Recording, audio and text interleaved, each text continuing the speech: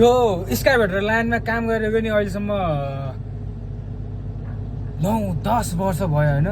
अहिलेसम्म मैले पनि अझै पनि सोचिरहेको छु, अझै पनि आश गरिरहेको छु कि म यत्रो डाँडा काँडाहरू खन्ना हुन्छ नि त होइन।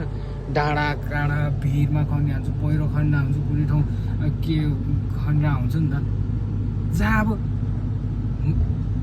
भगवान्ले पनि दयामाया गरेर पुरानो जमानामा युद्ध लडेर भागेर यताउतिको खाल्टोमा पुर्याएर राखेको बक्साहरू भेट्नु नि, सुन चाँदी हिरा मोती पुरानो नोटहरू पैसाहरू हो। त्यही आशले मैले यो मिसिन सिकेको, अहिलेसम्म भेटेकै छैन भने यार कस्तो मासाला थेत्तेरिका मेरो भाग्य नै नभएर हो कि न के हो भनेर यस्तो। म जहिले पनि है बिहानदेखि बेलुकासम्म त्यही सोचले खन्छु है, तर भेट्दैन कि